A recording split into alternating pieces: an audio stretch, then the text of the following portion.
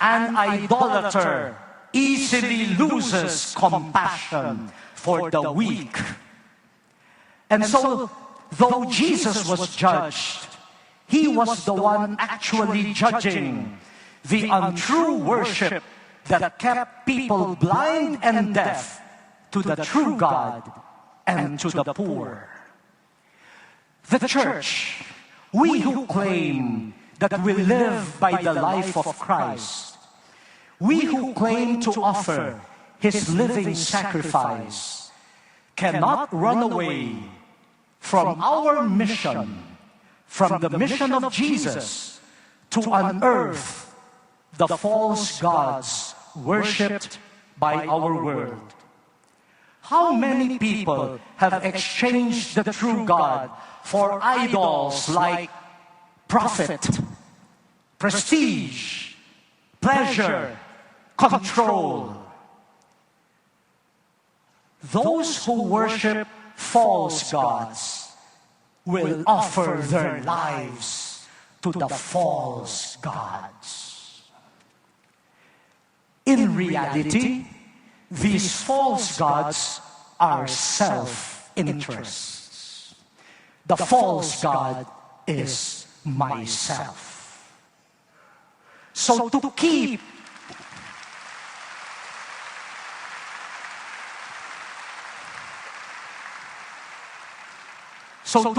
the false gods, their worshippers offer sacrifice. And the sad reality is, to the false gods, other people are sacrificed in order to preserve self-interest.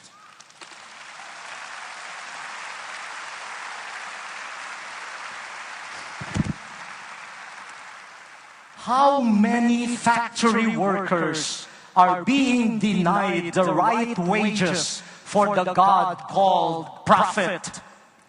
How many women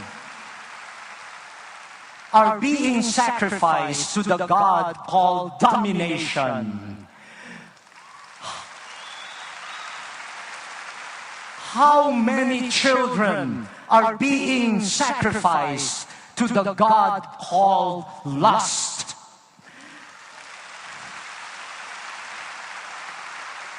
How many trees, rivers, hills are being sacrificed to the God called progress?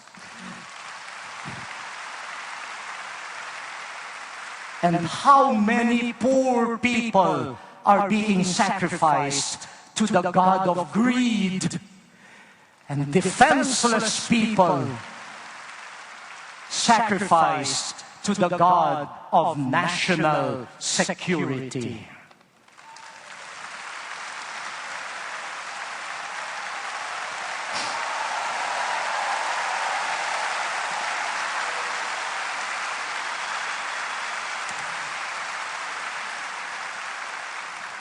The church, however, must also constantly examine its fidelity to the sacrifice of Christ, the sacrifice of obedience to God and compassion for the poor. We cannot just point to others to examine themselves. We should examine ourselves.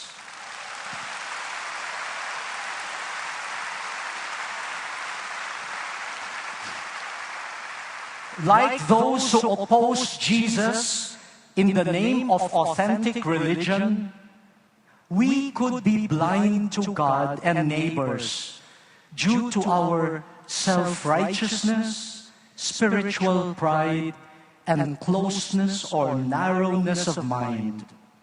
Ecclesiastical customs and persons, when naively and narrowly glorified, might become hindrances to true worship and compassion. Let me make a confession.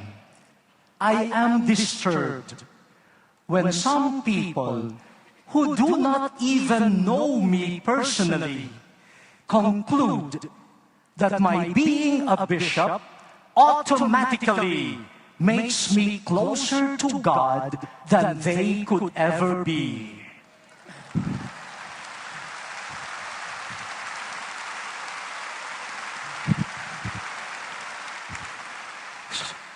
My words are God's words. My desires are God's desires. My anger is God's anger. My actions are God's actions. Oh my, what power!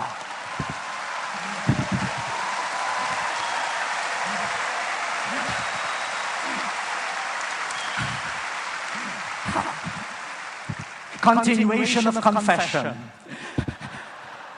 If I am not cautious, I might just believe it and I might start demanding your offerings of the best food, the best wine, money, cars, houses, adulation, submission. After all, I am God.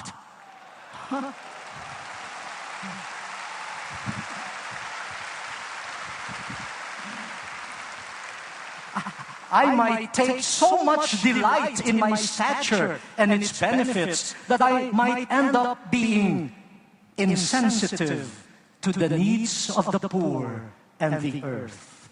I remember an experience in the marketplace of our town of Imus, the seat of our diocese.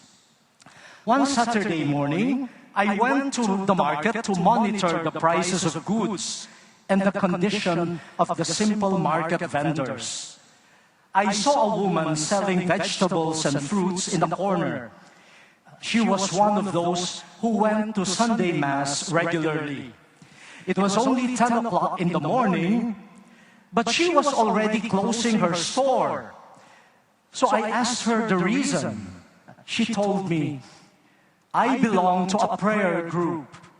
We have a big prayer assembly this afternoon.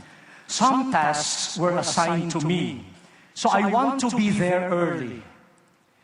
Upon hearing this, the practical side of me surfaced. And I responded, the Lord will understand if you extend your working hours. You have a family to support. You can benefit from additional income. I am sure the Lord will understand. With a smile, she said, but Bishop, the Lord has been faithful to me. The Lord has always been there for us. We may not be rich, but we have enough to live by. Why will I fear? Then looking at me tenderly, she said, are you not a bishop?